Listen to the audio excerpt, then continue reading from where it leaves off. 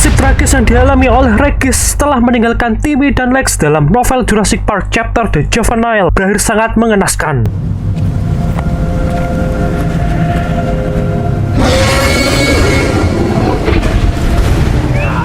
Simak pembahasannya agar kalian mengerti bagaimana perbedaan versi film maupun versi novel.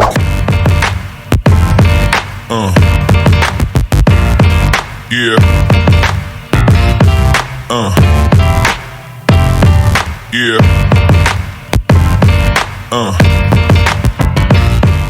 Jadi, latar cerita ini berada setelah kejadian terbebasnya T-Rex dari kandangnya tersebut. Pada momen ini, Dr. Alan Grant mengusap-usap anggota tubuhnya, lalu memijat lengan dan kaki Lex sebentar untuk memastikan kondisi tubuhnya. Nampaknya, Lex tidak merasakan sakit apapun. Sungguh menakjubkan. Selain luka di kepalanya, Lex baik-baik saja dari insiden tersebut. Aku sudah bilang, aku baik-baik saja kan? Menjawab kekhawatiran dari Dr. Alan Grant. Dr. Alan Grant pun menjawab, baiklah, aku harus memeriksanya kembali. Namun, nasib Timmy tidak seberuntung itu. Dengan kondisi hidung yang bengkak dan sakit pada bagian hidungnya, Grant menduga bahwa hidungnya mengalami kondisi yang patah. Sedangkan pada kondisi bahu kanannya mengalami memar dan bengkak, tetapi kondisi kakinya tampak baik-baik saja. Kedua anak itu bisa berjalan. Itu hal yang terpenting bagi Grant saat ini. Namun, kondisi Grant sendiri baik-baik saja, kecuali luka lecet dari cakar kaki T-Rex di bagian dada kanannya. Luka pada dada kanannya yang diakibatkan oleh tendangan Tyrannosaurus, rasa sakitnya seperti sensasi terbakar setiap kali ia menghela nafas. Tetapi lukanya tidak berdampak serius bagi tubuh Grant dan sehingga tidak membatasi pergerakannya. Dalam pikiran Grant seakan bertanya-tanya apakah ia pingsan karena hanya memiliki ingatan yang samar-samar setelah kejadian sebelumnya. Seketika Grant tersadar dan duduk di tengah hutan yang berjarak 10 yard dari mobil penjelajah yang ditumpanginya. Saat Grant tersadar, kondisi awal dadanya berdarah. Jadi, Grant hanya menempelkan daun pada lukanya sebagai pertolongan pertamanya. Dan setelah beberapa saat, lukanya mulai membaik. Grant mulai berjalan mencari Ian Malcolm dan kedua anak tersebut. Grant tidak percaya dia masih hidup dan ketika ingatannya yang samar-samar mulai datang perlahan padanya, Grant mencoba untuk memahami apa yang sebenarnya terjadi. Dinosaurus tersebut seharusnya bisa memangsa mereka semua dengan mudahnya. Mengapa binatang itu tidak segera melakukannya? Aku lapar, ujar Lex dengan pernyataan dengan perut yang kosong. Aku juga, Lex. Namun kita harus kembali ke kawasan utama tersebut sehingga kita perlu memperingatkan mereka tentang kapal itu. Grant menjawabnya untuk meyakinkan Lex yang sedang kelaparan. Hanya kami saja yang kau kenal, Dr. Grant, ujar Timmy yang memberitahu Dr. Grant. Betul. Namun kita harus segera kembali dan memberitahu mereka akan ada bahaya yang mendekat. Kalau begitu, mari kita berjalan menyusuri jalan ini untuk menuju ke hotel. Dengan cara itu, kita akan bertemu mereka yang sedang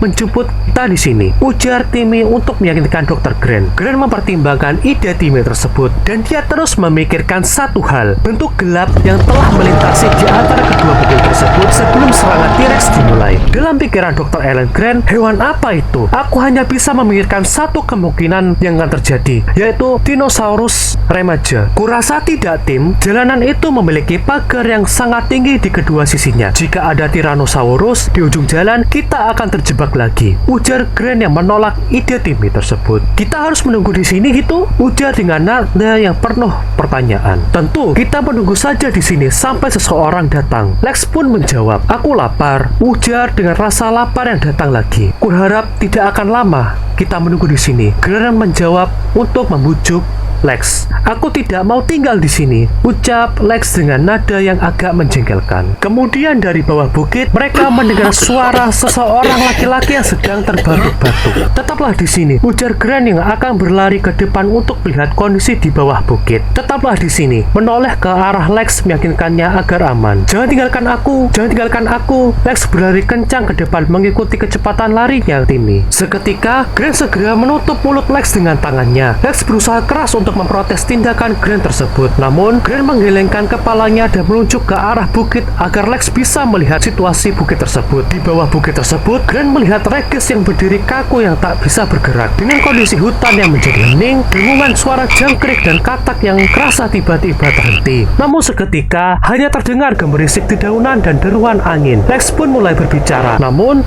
Grant menariknya ke batang pohon terdekat, menunduk di antara pohon yang memiliki akar-akar yang cukup besar bergetar dan belok-belok di pangkalnya. Timmy datang tepat setelah mereka. Grant menempelkan kedua tangannya ke bibirnya, memberi isyarat agar mereka diam. Lalu secara perlahan, ia melihat ke sekeliling pohon. Jalan di bawah sangatlah gelap dan saat cabang-cabangan pohon besar mau bergerak menutup angin. Cahaya bulan yang mulai meredup tertutupi awan. Regis terlihat sudah pergi. Butuh beberapa saat bagi Grant untuk menemukannya. Regis tersebut menempel dan memeluk erat batang pohon yang besar, tidak bergerak sama sekali di antara sunyinya hutan. Lex menarik kemeja Grant dengan tidak sabar. Dia ingin tahu apa yang sebenarnya kali ini terjadi.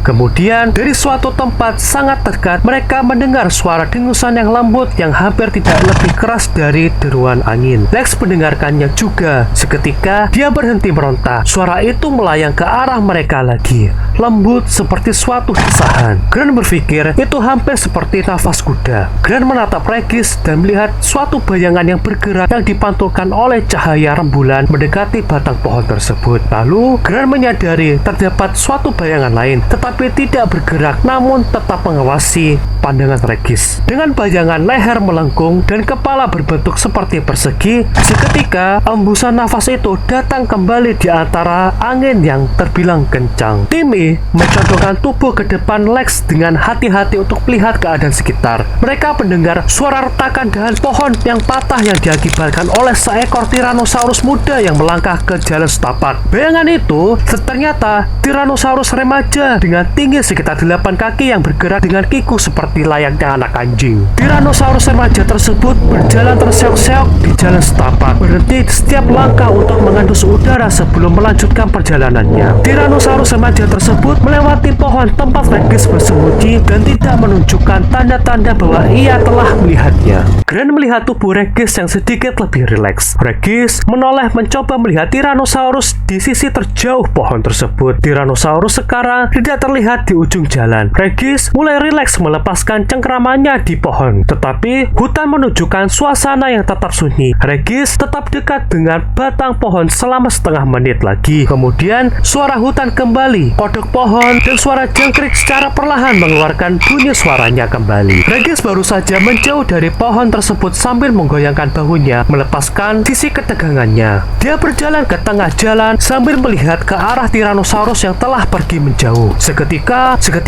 serangan Tyrannosaurus remaja tersebut datang dari sisi kiri Regis. Tyrannosaurus muda tersebut meraung keras saat kepalanya diayunkan ke depan dan menjatuhkan Regis ke tanah. Regis berteriak dan berusaha berdiri, tetapi Tyrannosaurus itu mencengkram dan pasti telah menjepit dengan kaki kecilnya karena tiba-tiba Regis tidak bisa bergerak. Dia duduk di jalan setapak sambil berteriak pada dinosaurus tersebut dan mengangkat tangannya seolah-olah dia bisa menakutinya. Tyrannosaurus remaja tersebut tampak kebingungan dengan suara gerakan yang berasal dari mangsanya yang terbilang kecil. Si remaja tersebut menundukkan kepalanya sambil mengendus dengan rasa keingintahuannya dan kemudian Regis memukul moncongnya dengan tinjunya. "Menjauhlah, mundurlah kau binatang," ujar Regis dengan menakuti Tyrannosaurus remaja ini. Go on, back off! Regis hanya bisa berteriak sekeras-keras mungkin untuk menakuti T-Rex remaja ini. Dan dinosaurus tersebut mundur secara perlahan sehingga Regis bisa berdiri. Kemudian Regis berteriak kembali untuk mengusirnya. "Hei kau, biarkanlah aku, mundurlah, pergilah kau binatang." Back! Back, you! Back! Saat Regis menjauh dari dinosaurus itu, T-Rex remaja terus menatap penasaran ke arah Regis yang dicap sebagai binatang kecil yang berisik sangat aneh di depannya. Tetapi saat Regis pergi beberapa langkah saja, T-Rex remaja tersebut menerjang dan menjatuhkan Regis kembali. Get away! Dinosaurus muda itu mempermainkannya, ujar Dr. Alan Grant saat melihatnya dengan dugaan dari jarak jauhnya. "Hei!" Regis berteriak saat terjatuh. T-Rex remaja tersebut tidak mengejarnya sehingga dia bisa berdiri kembali. Secara perlahan, "Dasar kau binatang dongo, pergi kau jauh-jauh." Regis membentak T-Rex remaja tersebut seperti layaknya seorang pawang singa. T-Rex remaja tersebut saat meraung namun tidak menyerang, dan sekarang segera T-Rex remaja tersebut merangkak ke arah pohon yang memiliki dedaunan tinggi. Pada sisi sebelah kanan T-Rex remaja tersebut mengambil beberapa langkah lagi dan mempermainkan Regis yang akan segera bersembunyi. Back! Back, you! Back!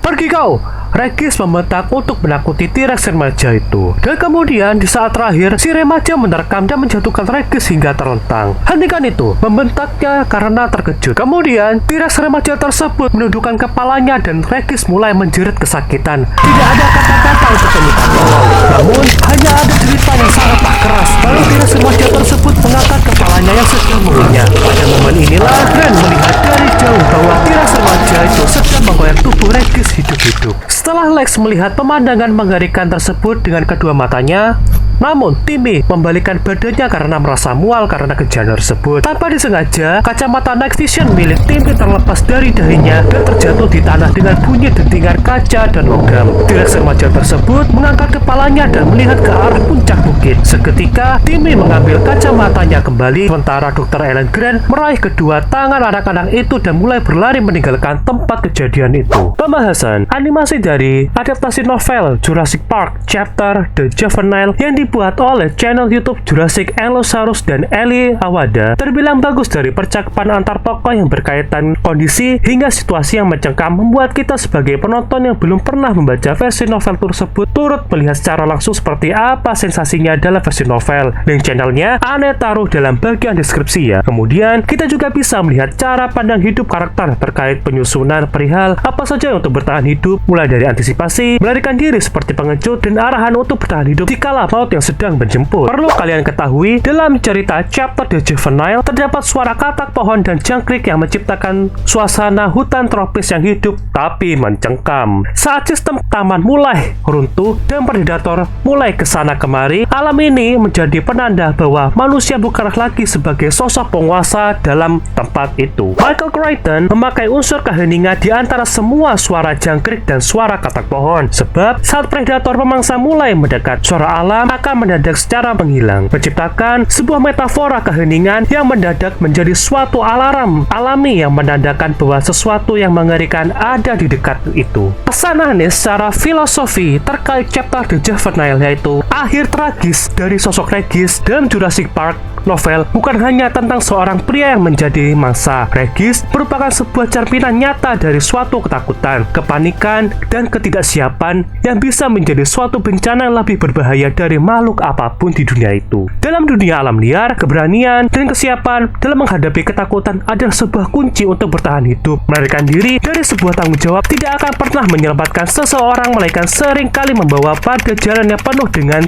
suatu kehancuran. Regis bukanlah sosok pemandu yang jahat, bukan juga orang yang sengaja untuk berbuat buruk. Namun, dia hanya seorang pria yang merasa aman dalam zona nyamannya, namun tidak akan pernah siap saat situasi mulai berubah. Regis merupakan tipikal pria yang terlalu percaya diri pada sistem komputer yang canggih yang dibuat oleh manusia di dalam Taman Jurassic. Namun saat sistem tersebut mengalami kecacatan, Regis tidak akan pernah bisa menghadapi kenyataan alam yang lebih liar dalam taman tersebut. Bagaimana menurut kalian? Terdengar cukup filosofis, bukan? Well, sekian pembahasan cerita dari novel Jurassic Park Chapter Juvenile kali ini. Kalau ada masukan dan saran dari kalian, gak perlu ragu lagi untuk ketik di dalam kolom komentar. Jangan lupa untuk sering dukung channel Senahrian Analysis agar selalu semangat untuk upload agar tidak ketinggalan keseruan berikutnya. See you and goodbye.